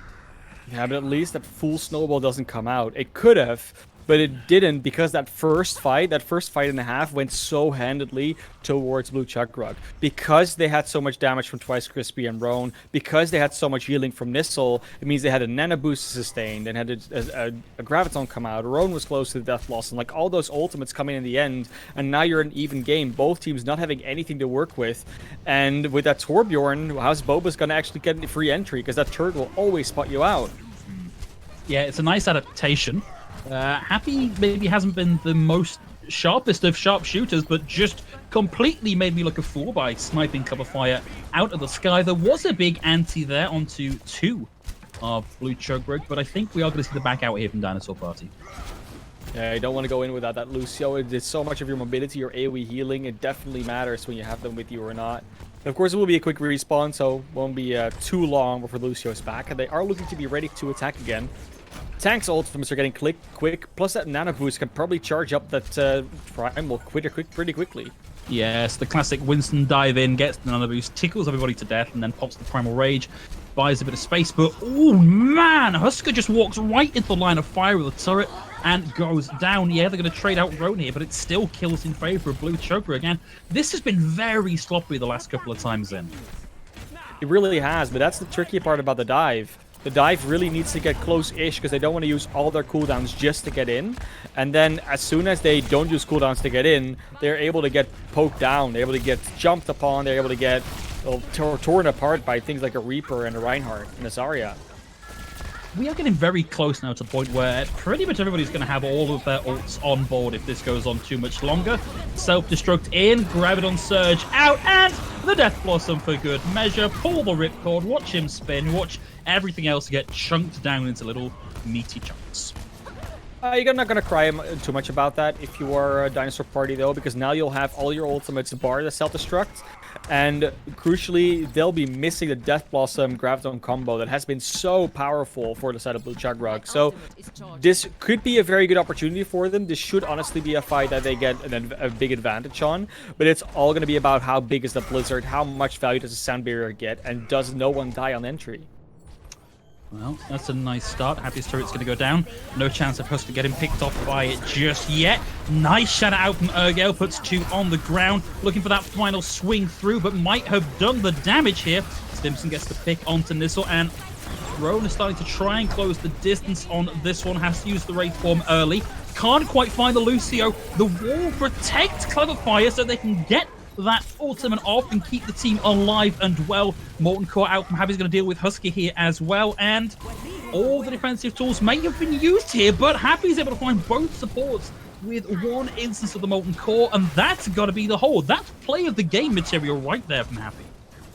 Such a disconnected fight coming out there for Dinosaur Party. I heard the Blizzard come out, but I don't think it landed anywhere near where we were expecting at that point because we were on Urgal at the time. And yeah, they get the kill on the Urgal, but that Blizzard has already ended by the time more follow-up can come out. So that means that Sapimson is way too far on the front line, and they're switching over back to the Pharah without a Mercy again, which is also always the interesting choice that we see for them. And with 38 seconds, it's a good value hero. Like, it gets a lot of value vanilla, but still, it's so tricky to make work. Twice Crispy and Roan both overextended, but it does cost Dinosaur Party their main tank. Scruggs is no longer online, so Pimpson is back over onto his comfort pick, and suddenly things are looking a lot trickier here for Blue Chukrug. Finds Gale. Self-destruct finds 2, and this might be where we get the flip here from Dinosaur Party. Twice Crispy is going to go down. Ronan does have the Death Blossom, but he gets 2! I actually think that boot there from Cleverfire sent him careening away from the defense matrix to find the picks. Oh, I saw that timer. I was like, oh, is it overtime? Is it overtime? But they get 0.6 of a second. Oh, that means that whatever happens, they might get another attack. Or, of course, they just win the map straight out. But that Death Blossom finds so much value because of the Matrix discipline coming out from Mawman there. Mawman juices the Matrix on the entry shots that Roan's getting off. Roan sees that and says, okay, so you only got like half the Matrix left, maybe? I'm going to get a lot of value out of this Blossom, and it's exactly what they do. They get the double kill. If one other member gets back just in time, maybe that's an overtime, but unfortunately 0.6 seconds. And now, on their own attack, they do still have a pretty clear win condition. Just complete the map with plenty of time left, and we'll probably win this map as well, and then just win the series, keep our playoff dreams alive. But it's not quite there yet, Phil. And when we've seen these adaptations come out, when the dive is back in, that is a scary proposition for the side of Blue Chugrug, because especially the tanks will not have as easy a time getting on top of the defense. They're going to be looking just to again, just enable Urgale. That is the name of the game here. Enable Urgale, help him close the distance, give him the bubble, give him the pocket healing, give him the speed, get him into range to find a pick. they're not running a main tank here from Dinosaur Party on the defense. There are some very vulnerable targets to this rushdown comp. Yeah, what is this defense? It's a Zarya and a D.Va. Double off tank, and not even the double off tank you expect. No, and it's like, so, you know, both of us, we're accustomed to casting more high tier meta. It's hard for us to make logical sense out of this. This has to be a comfort pick or like a last minute strategy type of thing where they're saying, okay, we're just gonna try this because we just need more damage output. That has to sort of be the call. We got the Sim TP onto point there, but it has not worked out. It's a classic ladder strategy, but Dinosaur Party, they see that coming, and even with this wonky comp, they just have all the damage in the world to try and deal with it. They are going to lose the mech here, but Moorman is still out and hunting and is surviving, so we'll get the mech back hopefully soon. Yeah, 70%, it's like a few shots at that blaster. It charges up really quickly, almost passively charges it up at this rate. Don't see any changes come out, aside, of course, from that Symmetra that, you know, didn't really work out. So we will now have the Ashe to properly counter that fire, at least attempt to. And Rowan's still on that Reaper that got so much value earlier on. Wormbot, though, and Nissel taking so much early damage, actually going down here, Phil. Oh, man! Both supports. Sapimson back over on the Farah is putting on a clinic. And I think I've got it figured out, Classy. I think this is all about providing bubbles and defense matrix for Sapimson. Okay, we'll find a pick here, but gives his life for it, and it's immediately traded out. I mean, a lot of this is, I mean, it's also just more damage, right? Because you just see how much less damage you can put out with a Winston than with a Zarya if she's high charged. It's, it makes a lot of sense, but we will see. I mean, we did see that one player die on the defense. Krogs went down, so it might actually be possible to push in here, not have to worry about those Zarya bubbles, get a quick aggression off, because Krogs isn't quite there yet. We'll get there on the middle of this fight, when engagement has already happened. There might be a free, at least a choke passage. Looks like they've managed that. They're making the rotation around the point, and of course, at this point, Scruggs not a particularly high energy, and they're relying a lot of that in this upcoming brawl. Dinosaur Party start to kite away from the point here. Sapimson up on the high ground does have the barrage ready to go. Self-destruct out for Moorman. See, well, not even sure what happened to Husker there. Husker just over-trusted that one a little bit. Wormbot's going to go down as well, and Rowan on the retreat, rapidly running away from the risk. Unfortunately, it's ripped for Rowan. Yeah, it definitely is. Now, Nissel just dumps off the map, of course, for a reset. This is going to be the fight, though, where the ultimates are finally online for Blue Chug Rug, because they've been trying to charge them for a few fights now. Some, like Nissel and Ergo, have had it for a little bit. But now the rest of the team is caught up. Momman doesn't have the self-destruct. Scroggs is nowhere near the Graviton yet. So this might be the only fight they get where they actually have this much of an advantage. Otherwise, it might be just not even possible to cap point 8. And it's a free shatter for Urgel. Other than, like, the most well-placed of bubbles, there's nothing that can block this shatter. But they lose Happy on the way in, who did have the bob. Simpson, again with a barrage, finds Rowan. We'll see the shatter come through. Graviton Surge over the top. Urgel's able to find 2. Boba's on the high ground with attack visor. Finds Wormbots. Gets the rundown onto Twice Crispy as well. And, I mean, that was almost everything invested from Blue Chug Rug. They've only got the bob left, and they've still not even got a single tick. No, it's so unfortunate. They will also have a Death Blossom versus a Coalescence and a Graviton, though, Phil. This is close. Yeah. Well, I don't know what Scroggs' energy is like, but 17% on a relatively slow charging ultimate means that this is only likely to come online in a really, really long, extended fight. So whether or not that comes online is yet to be seen. Happy's got to start things off here with a bob. Like, you've got to get that one-man advantage nice and early, but they've already given up one-man advantage by taking Rowan out of the fight. They'll still find Simpson here. Bogus is now playing around a corner from the bob. Doesn't want to take that damage if they can avoid it. Graviton Surge locks Blue Chug Rug onto the point. It's just Twice Crispy left against the rest of Dinosaur Party. They've got 1 tick on the board, but I can't see this working out for them. Overtime starts to tick down, and that is it. We are all locked up 2-2 in the series. How's the allergies doing? We're back. Look, we're back. It's fine. It's 2v2. I was indeed sneezing a little bit, but you know, that's why we have the mute button. It's yeah, Phil can see my cam. That's how he knows. It's good. No, but honestly, no, definitely. So we do have a 2-2 situation. We might be able to test my theory again, where if you're going to control one other map type, you win. Which probably is going to be tested again. It's going San to. Francisco shock. So look, last time we did see the dive come out here for Dinosaur Party. It's looking like it was working again here on Volskaya. Logically, if you say to go to the control, which is usually the most diveable of all the map types, that would put you in a very good position if you're Dinosaur Party. But both teams have been making some odd choices here and there. So it's really up in the air what's going to happen. We did see a very different lineup on control from Blue Chug in the first place. So there's definitely a lot of potential for this still to go into the favor of Blue Chug, but they have lost the map just now. The momentum is for Dinosaur Party, and they do have to make some adjustments from the last control map they played in order to figure this one out. And it's not like it was even a particularly close round in Volskaya. Failing to cap A is a relatively rare occurrence. Failing to cap B, that happens all the time because it's point B on Volskaya. So sometimes that thing is unassailable. But Dinosaur Party looking really in control. And of course, as we move over into our King of the Hill maps, King of the Hill plays a lot more like a point A control than any other map type, and we've seen them already excel on a control map and on a 2CP map. So it's looking like this could be their game to win, as you highlighted. Yeah, very much.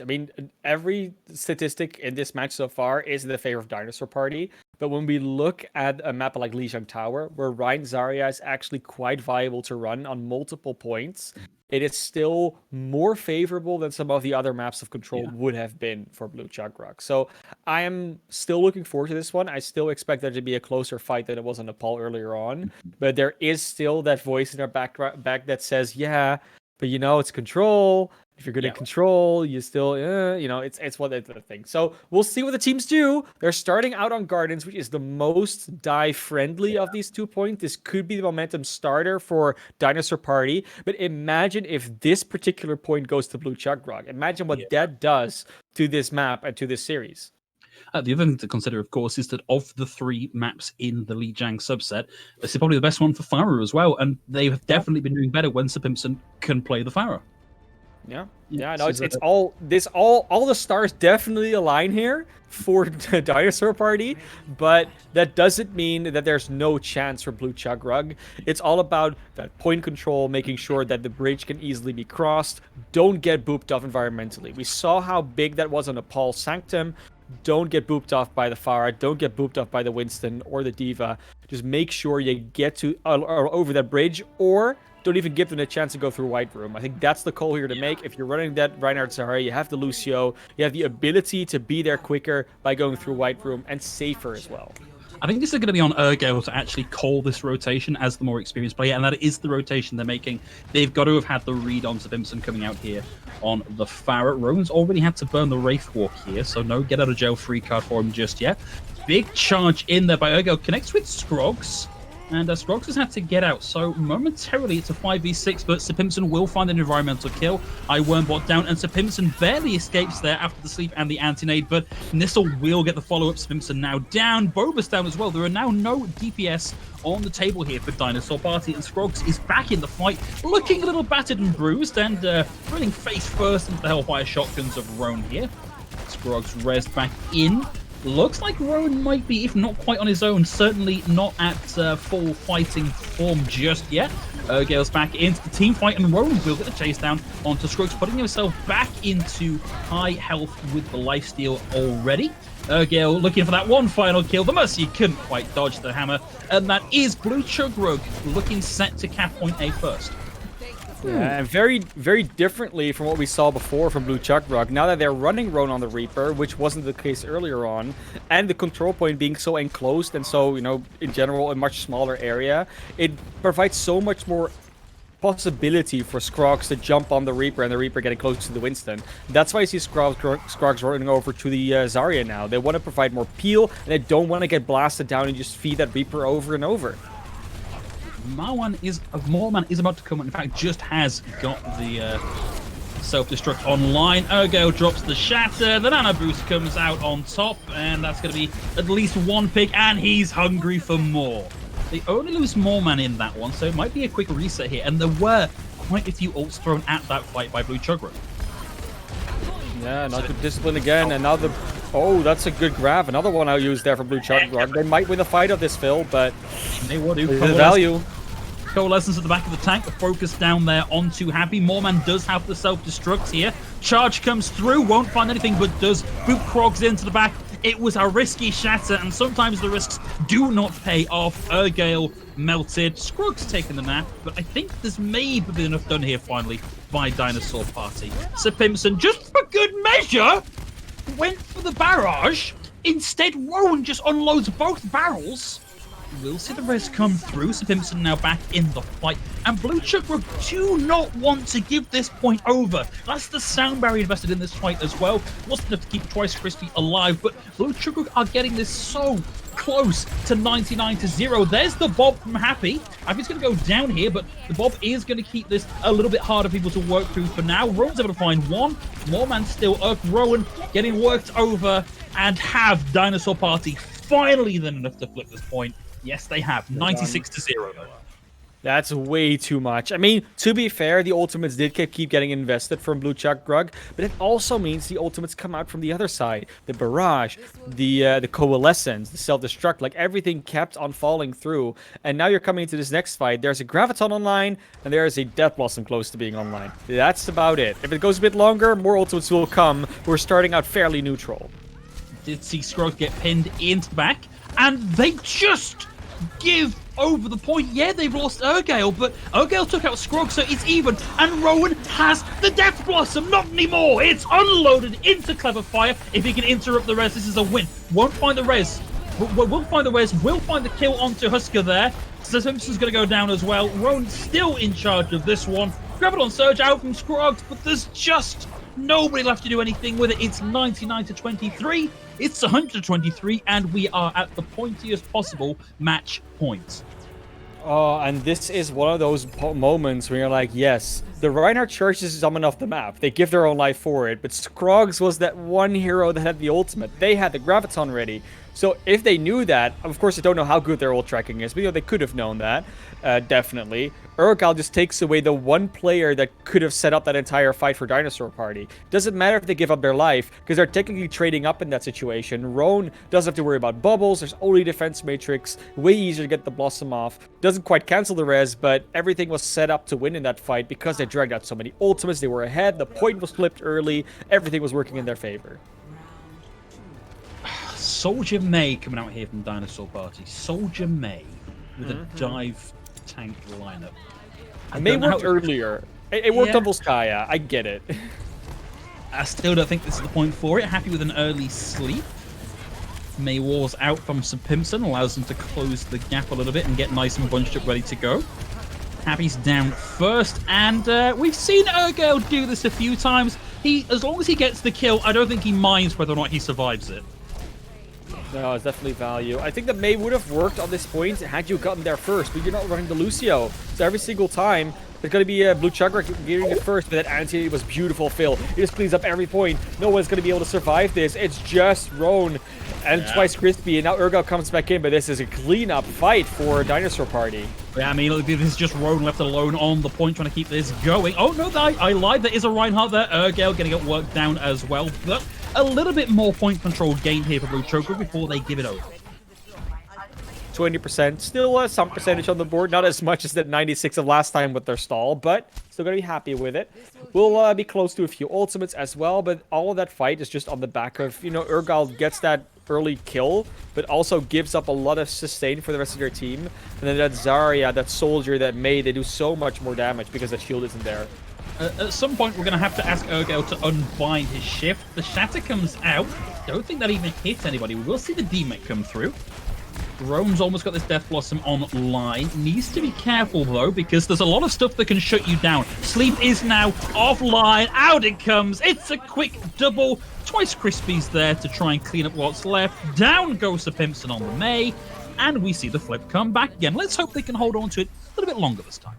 I mean, it's very curious to me that Scruggs is back on the Winston, because we saw how much Roan was able to do against him in the last round. This point is not necessarily that different in that aspect. It's even harder to get away as a Winston from a Reaper. So, yeah, it's an odd choice, but they have the Primal now, so it's fine. Man, I am amazed iWormbot survived through that, bringing out the Dinosaur. Yeah. There's the grab it on surge from Twice Crispy. Gale's large and in charge and swinging into it for days. As they pick him through onto Mega there as well, so Pimpson down, and we are now at advantage for Blue Chug. It is a rare emote, that Lucio soundboard that came out afterwards as well, with the whole DJ deck setup. If you're not going to show it up on broadcast, when are you going to show it up? No, definitely. You got to show it up at some point. This is Dinosaur Party's fight to win, though. They've got almost everything but the Nano, and there isn't a whole lot online the other side. Main thing is that Urgal can hit a big shatter, and that sound barrier maybe gets some value, but it's a good Blizzard to start off with. iWormbot didn't get that off, and didn't keep Twice Crispy alive in that one. They already lose 1, 2, 3 players here, Dinosaur Party. Surging back in has cost them a few ults, but you can't argue with results. Definitely not. 3 ultimates used, and now they'll have the point control, 47% and counting. Yeah, so next some staggers coming out, so they might actually be able to just even up the percentage before this next fight even starts. But now their ultimates are coming online for Blue Chug. There are still some left in the bank for Dinosaur. They still have half their bank full, but it's not quite enough if you look at this. It's one fight win, realistically speaking, for Blue Chug. Roan doesn't have the Death Blossom, but Happy can distract with the Bob. You have Urgo with the Shatter. iWormbot for sustain. It's looking great. There's the Shatter. It's a big one. 4 on the ground. No. And, oh my days! Okay, like that's what I'm way more on board with. He finds 3 with the charge, gives up his life, but as the laws of equivalent exchange go, that's going to be breaking the underlying mathematics. And now it is last fight territory. Blue Chug closing in on a win here. Sometimes all you need to do is set up a makeshift bowling lane on Lijiang Night Market. Work exactly out there. Ronan is going to take down the Ana. This fight's not even going to take place, Phil. No, and of course we've got the May, and we're about to get the Death Blossom online here as well. Goes on the point and swinging. No option. Might get another charge off the edge here. Never know. Let's not rule it out for him just yet. We'll find one pick there with the hammer. Row with the Death Blossom, finding, well, nobody, but buying some space. And that's going to be it. Surely overtime ticking down, and that is it. Blue Chug started off looking like the underdogs, but here they come, 3-2, and keeping their playoff dreams alive. Nice adaptation, and you gotta say it, just the heroes of that game, Urgel and Roan. They just really pulled everything together for their team. Yeah. We're supported really well, definitely. It was just not just on the back of them, but just plays like this, that doesn't just happen to everybody. You have to set that up. You have to see that in the heat of the moment. And Urgal, 6 environmental kills in that one. 3 were actual suicide charges, and the other 3 from that last play. Now that's impressive. That's what you love to see. Normally, I expect like a Lucio or Winston, maybe even a Farah to get that card, but it's Reiner this time around. I'm happy for Urgal, happy for Blue Chug that they were able to pull this out. And my theory, Phil, is still getting some tests against it sometimes, but can't really call this one a fair experiment, right? No, we need that other game mode. We need something that isn't just like a slight variation on 2CP, really. And that'll make things a little less one-sided for some of these teams. But I feel like for Blue Chug, this has kind of been the entire storyline has been pinned on Urgale. Like, even in the opening rounds where Blue Chug weren't perhaps doing so well, it was still Urgale that was like putting out the numbers and performing as a bouncer as we had it in the first round. And I feel like a lot of the success wasn't just from his mechanical play, but I get the impression he's doing a lot of the shot calling and a lot of the fight planning here as well. Yeah, definitely. And then if you have Roan just able to follow up on where their positioning is, able to flank around everybody using the teleports, the Reaper, and the Wraith forms very effectively, it just all comes together into a very oiled machine that Dinosaur Party cannot look at all the parts at once. A lot of gears, a lot of cogs turning, and you can't just stick a rod in one of them and stop it, because the other ones will just help break it again. Just very well done for Blue Chug. And of course, we'll be able to ask them about that in a little bit as well. Yeah, well, it looks like we actually almost have them lined up and ready to go, but we are going to throw to a quick break whilst we give them the rules and tell them the words they are and aren't allowed to say on air. But when we are back and ready, we'll have an interview coming at you. Don't go too far.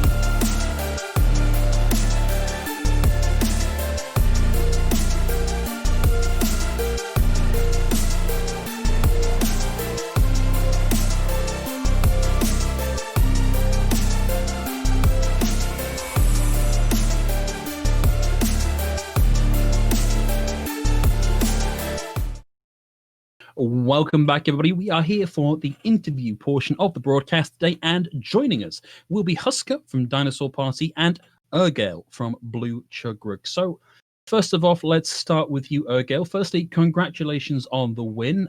Very impressive to come from behind and keep fighting through all of that. How do you feel on the back of that win? I feel like it was a very close game. We definitely fought really hard for it, and just the game overall very close. Everybody did a very good job. Overall, very happy. Good.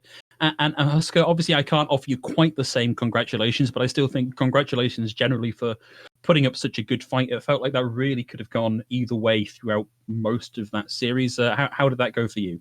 Yeah, honestly, I mean, I think a couple fights either way, and that changes the outcome of the game. They had a couple of those moments that came in and really made some clutch plays to win it. The Reaper Nano Blossom at the end of Dorado really took it. So, can I give you some unfortunate news on that one?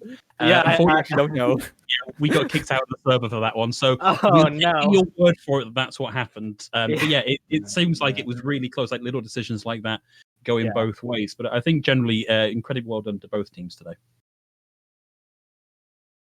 Yeah, honestly, and I mean, we had a fun game. Like I said, we missed that one play, but there were definitely quite a few amazing plays that were being made. Ergal, yours on the Lijiang Tower, and just like, light him up, bowl him off the map. Like, was that literally in the spur of the moment, or were you lighting it up for a few seconds already? Where you're like, I see it now, I see the opening, because you've been charging a lot on that map.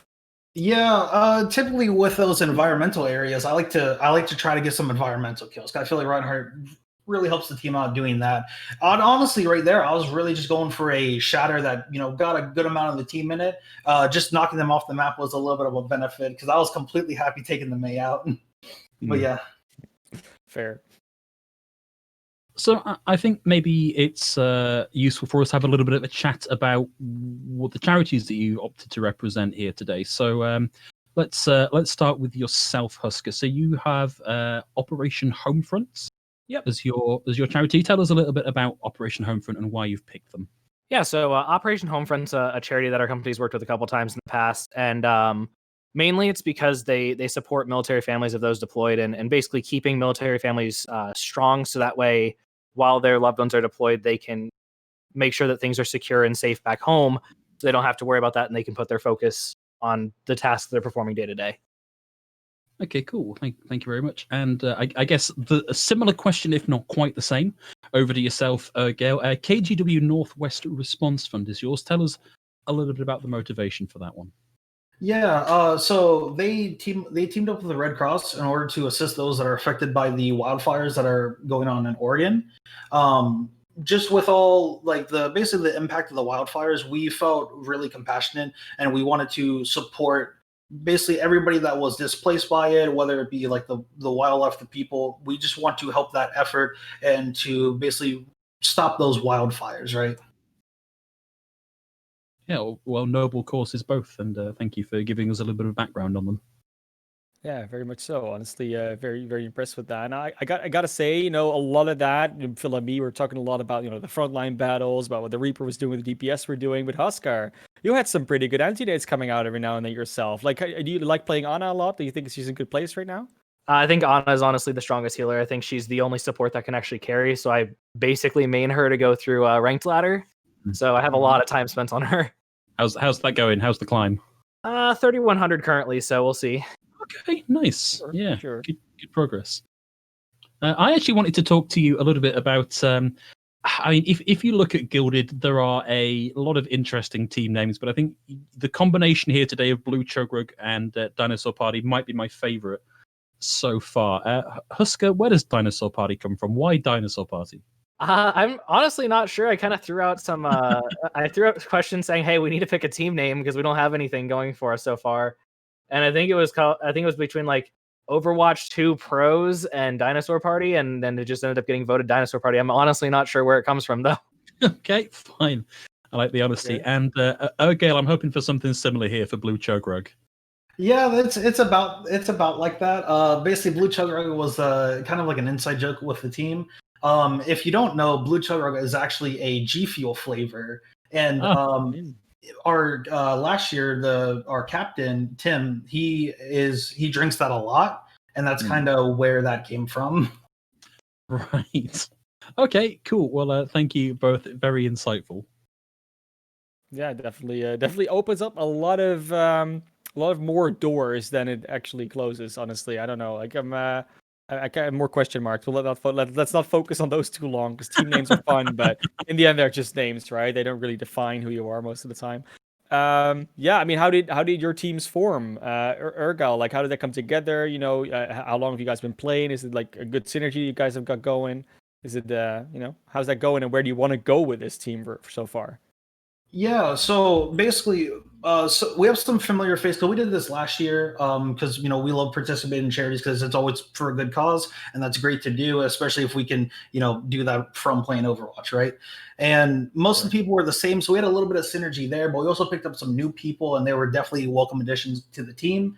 And we basically, we've been just doing practices, getting to know each other better, working on our synergies there. I think the next place that we want to go to is effectively refining some of our lesser played comps. Since we, as you saw, mostly played Reinhardt, Zarya there. We want to refine on a little bit, get a little bit more hero variety in there. Sure, it makes a lot of sense. You know, don't stick to the one trick. For some teams it works. We know them, but for a lot of other teams, I want a bit more flexibility in there. How's that working out for you guys, Husker? Because we as casters, we're talking about a little bit. There may be some flexibility issues here and there for certain players. Is that an issue for you guys as well, or are you really happy where you're at right now? I think one of the big things we've kind of struggled with through the season is the lack of hero pool. We kind of formed our team specifically based on who was willing to play, and a lot of people knew each other. So a lot of people hadn't really been playing Overwatch that much recently. So there's a lot of new heroes out and a lot of changes. So people are still working on expanding their hero pools, and I think next season we're going to come back even stronger. That's great. We're definitely looking forward to that. Certainly, maybe even by the time we hit next season, even more heroes to expand into. We can but hope. Fingers crossed. Can only speculate. Yeah, we can only speculate. But guys, I think we're rapidly coming towards the end of the broadcast today. But before we let you go, wanted to give you both an opportunity just to shout out friends, family, anybody that you think deserves a bit of attention. So, Husker, why don't you lead that off? Yeah, thanks to Sergeant Pursuit in the chat for cheering us on the whole time, and I think Tahoe Ferret as well. And then thank you to all the players, everyone who's been working so hard to put a team together. It's been an awesome season so far. Thank you. And Ergel, your closing remarks. Yeah, I just want to, shout out everybody, supporting the stream, supporting, whatever charity you have, as long as you're donating to something that's a good cause, that's great. Specific shout outs, I don't really have too many of them. Okay, fair enough. Well, guys, thank you very much for playing today and for letting us observe your match. Thank you for coming and talking to us as well. And obviously, Blue Chug, your playoff hopes are still up in the air a little bit. We don't know quite yet whether you're going to hit top 16. We'll keep our fingers crossed for you, Husker. Unfortunately, understand that for Dinosaur Party, that is where it's going to end today, but we look forward to seeing you again next season, hopefully with a slightly deeper hero pool. But from myself, from Man of Class, and from all of the rest of the staff here at CEA that help us bring you this broadcast, that is going to be a good night, but we hope we'll see you next week for the start of playoffs.